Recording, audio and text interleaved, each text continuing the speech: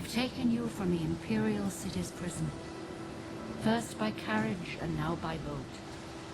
To the east, to Morrowind. Fear not, for I am watchful. You have been chosen.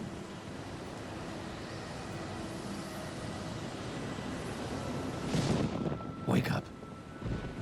We're here. Why are you shaking? Are you okay? Wake up.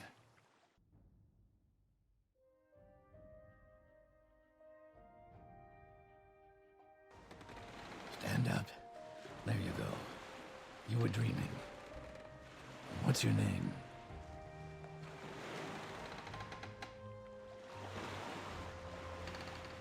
Well, not even last night's storm could wake you. I heard them say we've reached Morrowind. I'm sure they'll let us go. Quiet. Here comes the car. This is where you get off. Come with me. You better do what they say. Hello everyone, I'm Tribal, and welcome to the Elder Scrolls III Morrowind, The Adventures of Evelynn.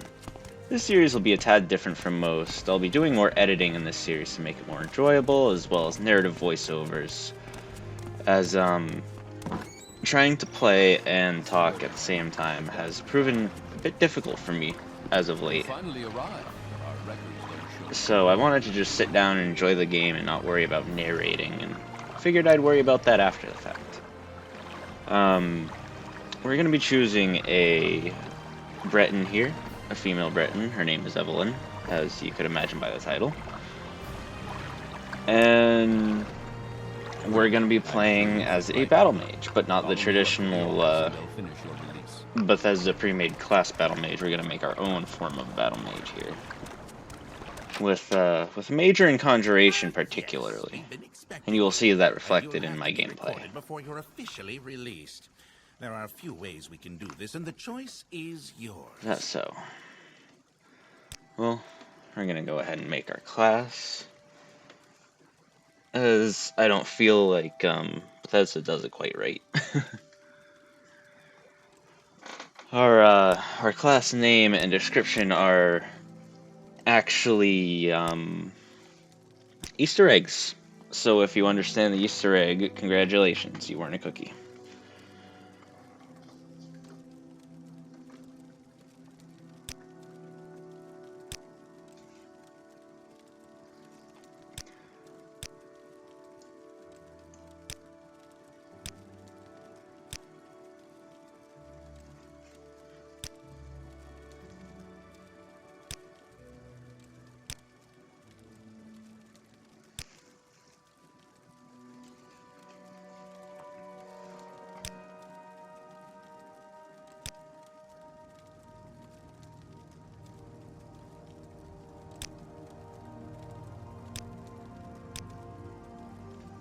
I was gonna go for most of the spells as minor skills, or the spell classes as minor skills, but then I opted against that, deciding that would make more sense for me to swap that around with some of the things that I was majoring in. So we can move that around here.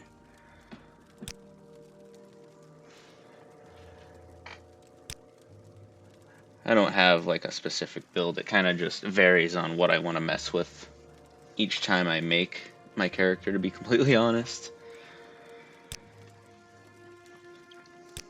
Make it a little easier so I don't have to spend a fuck ton of money on training stuff for no reason.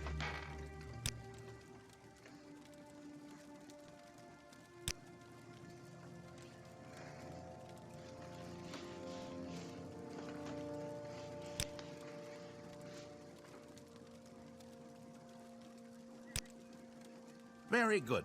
The letter that preceded you mentioned you were born under a certain sign. And what would that be? That would be the lady, my good friend. Gotta love that personality and endurance boost. Interesting. So sweet. Now, before I stamp these papers, make sure this information is correct. Yes, it's correct. Give me that. Yoink. Show your papers to the captain. Give me that. Yoink. Goodbye. Yoink. continue through to And now for a whole bunch of yoink. I'm not even going to bother saying it for every time.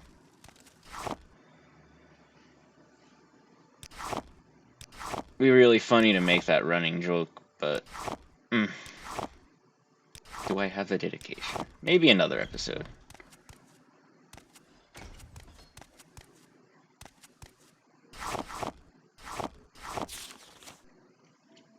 I'm gonna go ahead and take everything in the starting area here.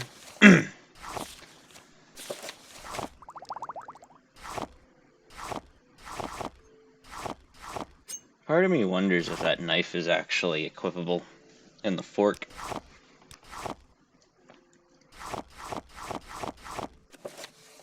Never tried before, to be completely honest. At least as far as I remember. I'd have to try that one of these times. I didn't major in security, so lockpicking might be a small pain in the ass in this series, but we'll see.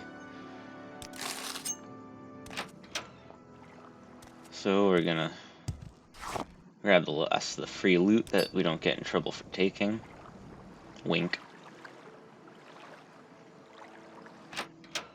your papers, please. I'm gonna go ahead and get our package for Caius Cascades.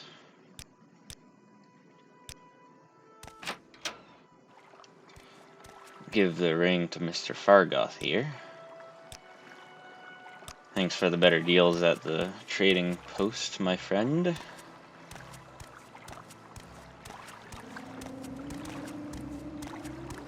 So moving right along, we head over to the trader. We're gonna go ahead and sell off everything we got, basically.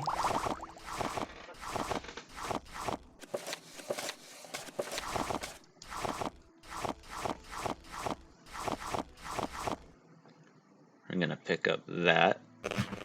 We're gonna pick up these spells here. I'm gonna grab Resist Magicka, the Jack of Trades. A couple other quality assurance spells. And then we're gonna head on over to grab the Shard Axe. Everybody knows the good old Shard Axe. Morrowind's favorite weapon.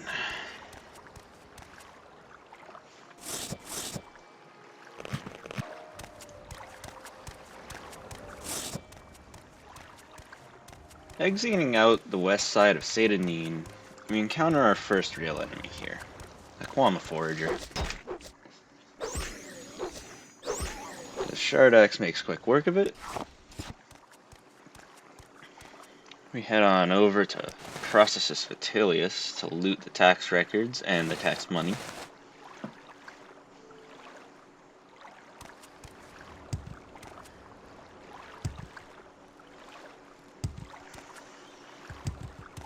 And we're gonna head on over to the tomb just north of us. We're gonna grab some Luminous Wrestlet and some Violet Corpinus that I just pointed at just a minute ago. I forgot to add in the clip of me actually picking it up, but it's in my inventory, you can tell.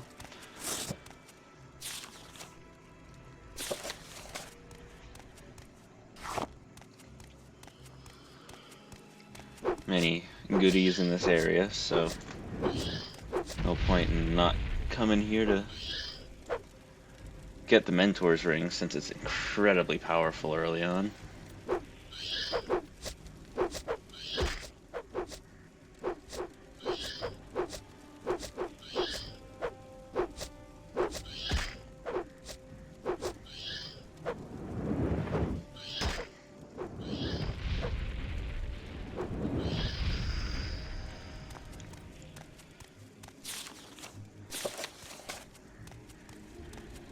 This first dungeon doesn't prove to be too much of an issue. But I didn't want to risk it with the skeleton, especially since he pulled out a bow, so I immediately hit him with the Scroll of Hellfire to take him down. Bows are a bit broken in Morrowind, as some of you can attest, I'm sure.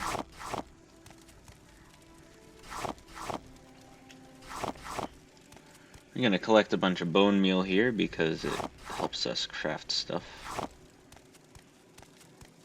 It's also good for selling if nothing else. We're clear to grab the ring here now. We're just gonna keep Hearth Heal on hand. I'm gonna grab that. I'm gonna pick up everything else.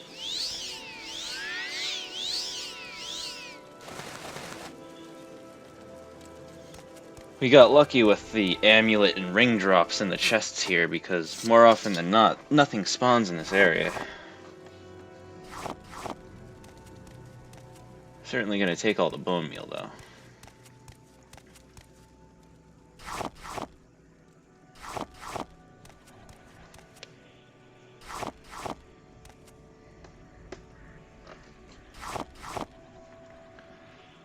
So now that we got that boost to intelligence to really boost our magicka pool, we're gonna get back on track and do more stuff in town after that quick heal. So now we're gonna take on this mud crab very quickly. We're gonna fight this rat here pretty quickly.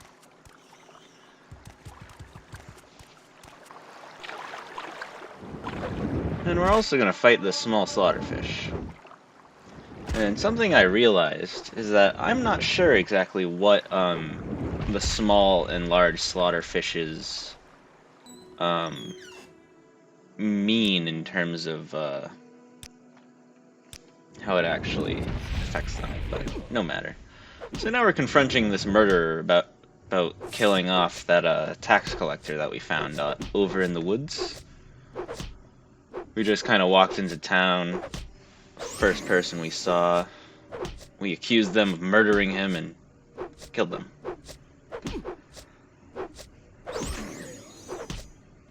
Hand-to-hand is kind of OP where it drains your stamina, especially since stamina is super important for hit chance and everything in this game. So I do my little cheesy tactic of heading outside to wait real quick so that I can more effectively get some hits off. Take down foreign Gilneth, sleep in the bed, or a cot, if you will.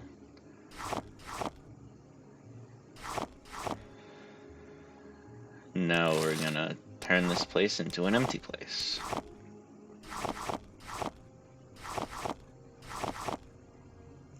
Because we need the money. And I mean, he doesn't now, he doesn't even live.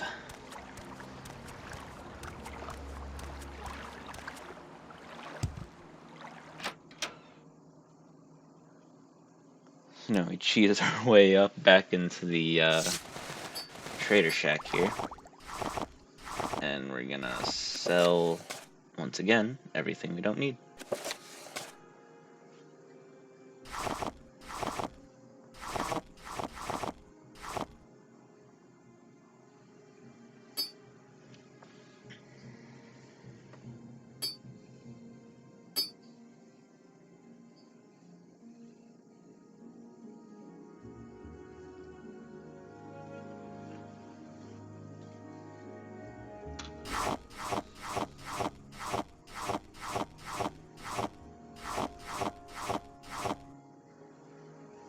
So we're just going through the stuff that I don't actually want to sell off.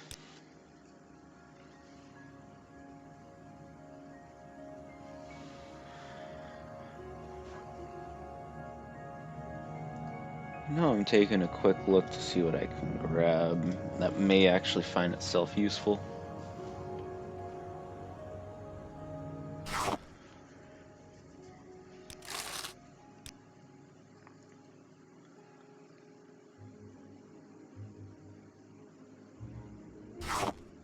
And decide to take that Ashiam, the bloat that he has, and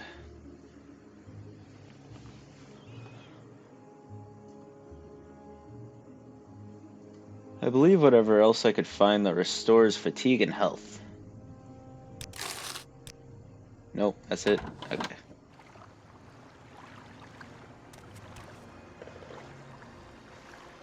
No matter.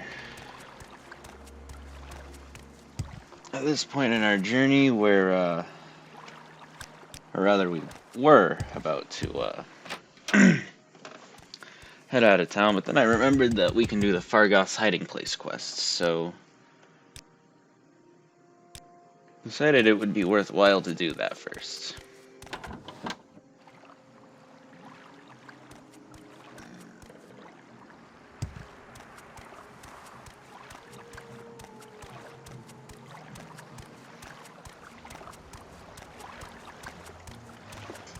Heading over to the tower, we absolutely forget about the little stump right over, actually, we can see the stump in our eyes right now. That stump has 25 gold in it. And we also forget to give this poor girl, this poor widow, her ring back. Because, that dead tax collector, that's his wife. That's his late wife. So, yeah, it's real unfortunate for her.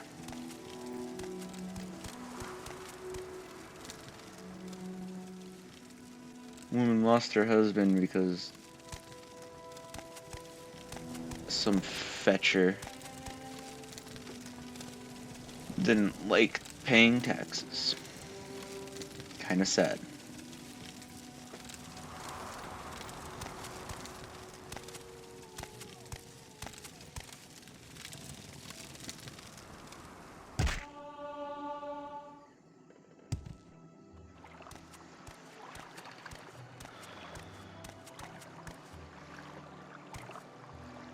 So now we're going to wait for him to deposit the items properly in the stump. We're going to grab the items and... Come on, Fargoth, hurry it up. We ain't got all day now.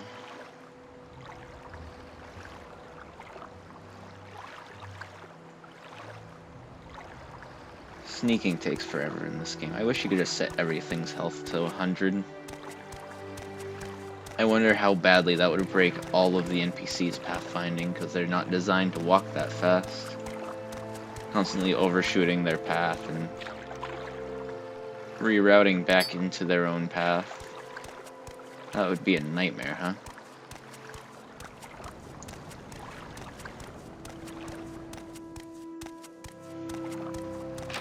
So now we're gonna head back into the starting area here, because we can turn in the quest for solving the murder mystery of Processus Fatilius.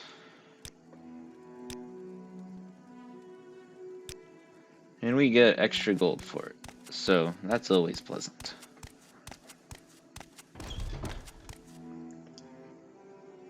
After taking a quick nap within the confines of the excise office,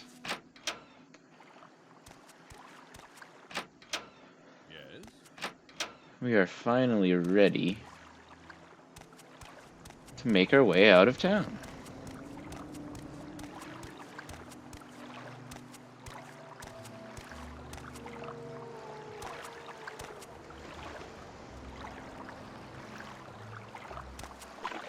We catch Fargoth being a weird perv, looking at this guard's skirt. He even gets upset with us as we catch him in the act. You can see his disposition going down. It went down to 97. Second time I talked to him. Now we're gonna grab some Hypophasia and some Bungler's Bane, which we need both of for a quest real early on. Now we're gonna take out this Quama Forager with Fireball.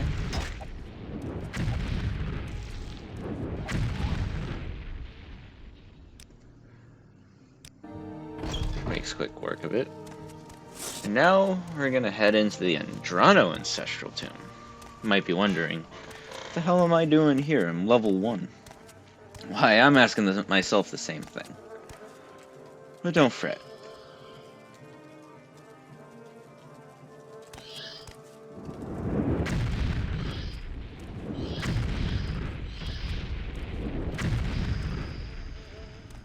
Magic is very good against undead. And you know what is particularly good against undead? Fire. For some reason in this game, all undead, including bone walkers, skeletons, ancestral ghosts, and everything else I didn't mention, of course, they are all weak to fire.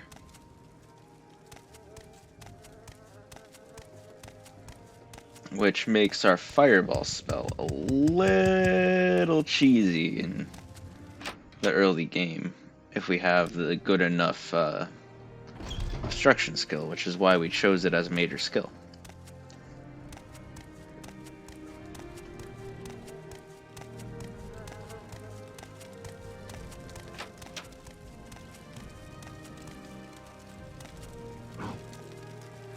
You can already see the bone walker sticking through the door.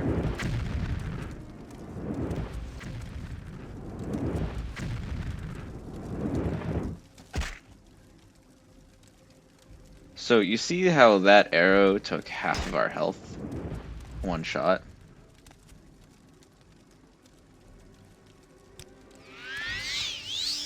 That's what I mean by bows are just completely broken in this game.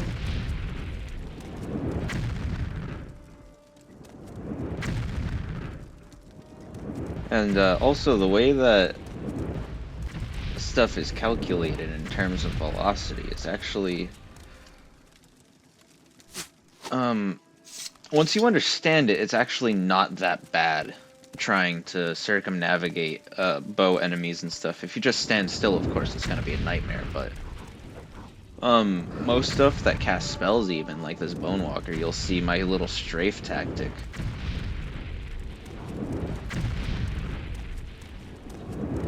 Works out surprisingly well. And I managed to take down the bone walker and the skeleton without a major issue besides, you know, almost being taken down by that skeleton.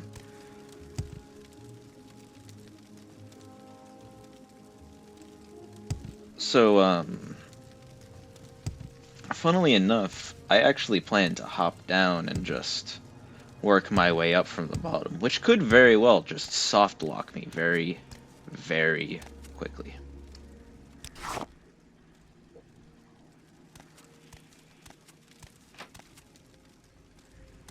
Choose to loot that even though I'm gonna just reload my quick save because I need to rest up first before jumping down there properly. So that's exactly what we do.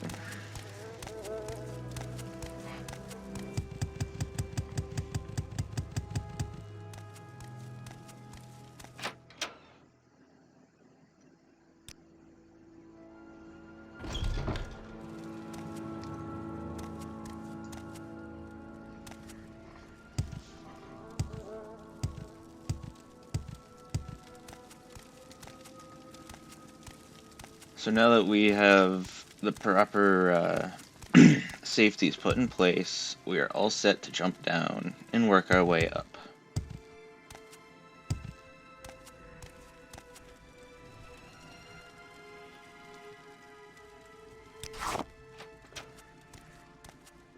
So once again, I grab that stuff and we make our way for the next hall. Countering the skeleton with a mace.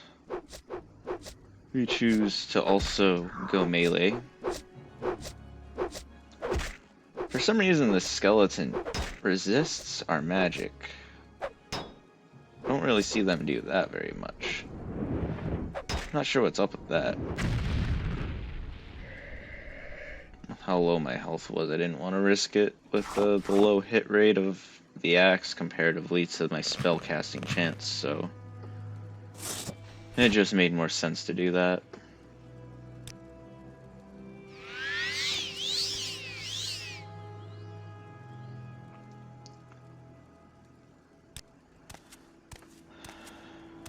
So we managed that skeleton there just fine.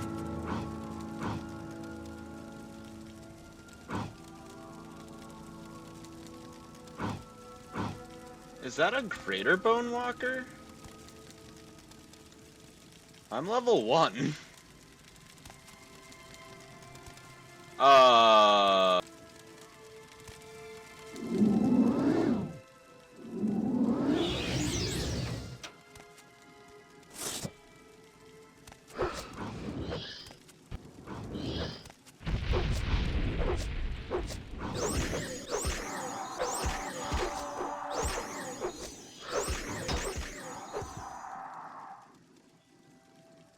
It wasn't greater, it just wasn't a lesser bone walker. I don't see many normal bone walkers. Clearly. Huh.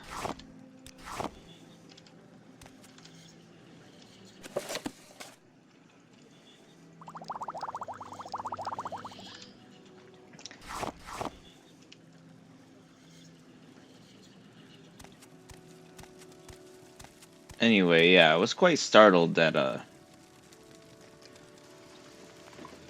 what I thought was a greater bone walker just then, but it proved not to be the case. I would have been quite concerned if that was a greater bone walker.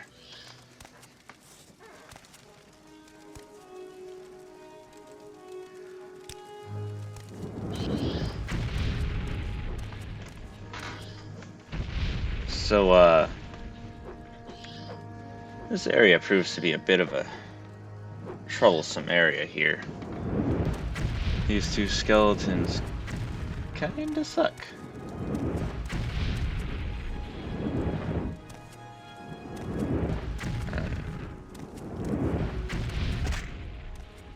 Running out of magicka against that skeleton was not fun, to say the least. And if I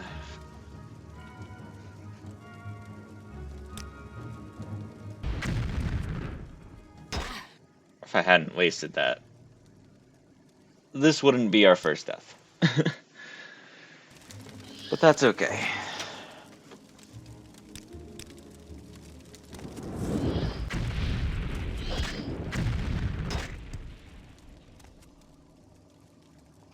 That time our ancestral ghost actually proved to get in our way for the first time. It's funny, I don't recall those things being like Lydia in this game, but well, here we are. It's at this point that I realized that going back into this without finding a way to restore my magicka actually proved to be more detrimental than helpful.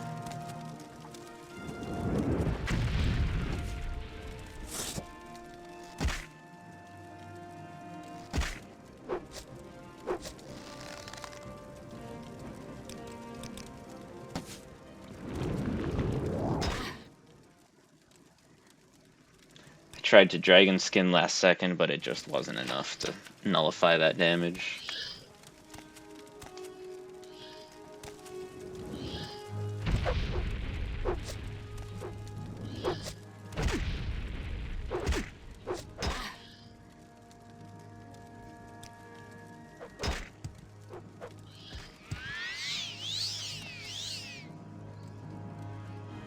Somehow managed to get by that with a 1 HP.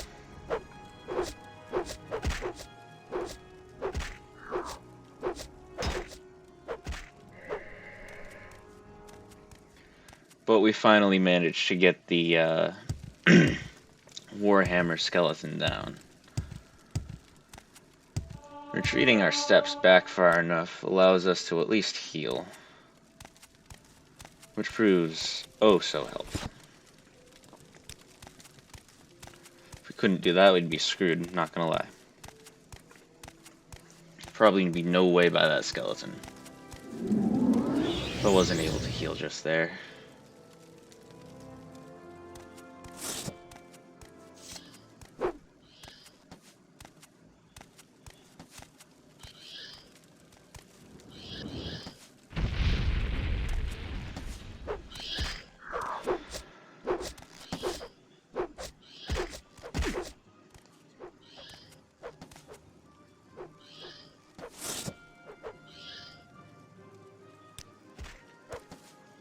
to pull Fireball out here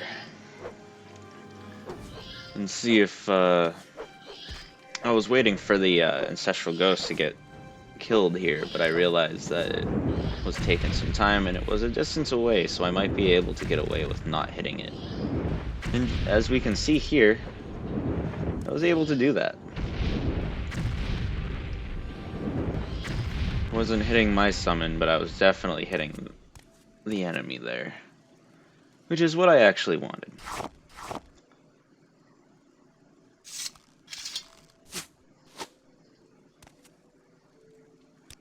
Those spark arrows were doing... Wait, were they even spark arrows? No, they were just arrows. I wonder why those skeletons actually do so much damage.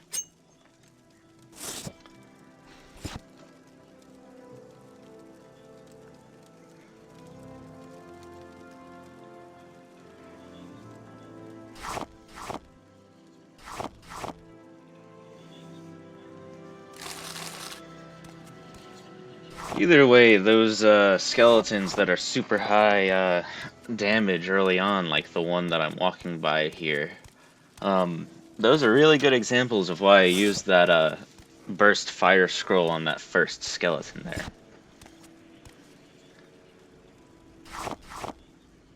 Quite a fine example, might I add.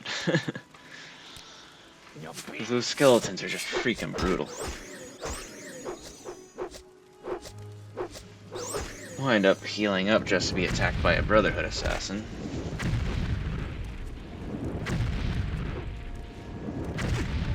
Decided a fireball is the best way to take this out.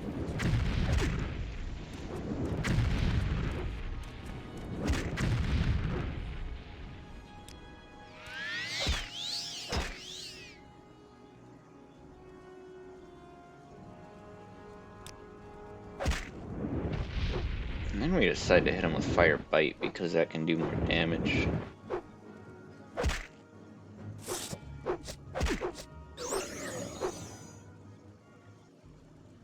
It took me a couple of casts to realize I was out of magicka. No matter.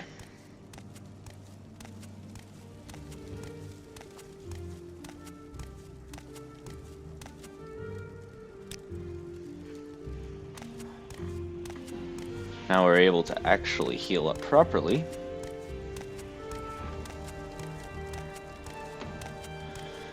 And we're able to get our butts out of here. Coming around this corner, we come back to the entrance. Make our way by that dead adventurer. And with that skull, we have what we need so we can go. We have done almost all of our preparation here. So on the way here, I forgot to mention it, but there's a place nearby where I am, Pelagiad. There's many ways to explain it, but back there I picked up a couple of flowers. There's willow anther, black anther, stoneflower petals, heather, and I think one more that you might need? No, I think that's all of them. Maybe, I think you might need gold cannon. You don't need all of them, but I just grab each and every one of those on the way here to where we are now, because it's the quickest way to get through some Magus Guild quests, as you'll see real soon.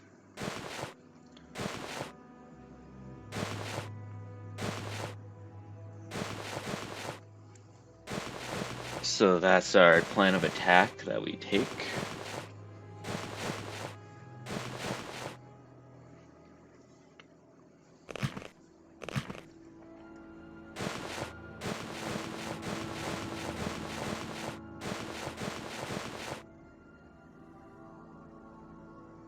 Ah, that's where that shield went.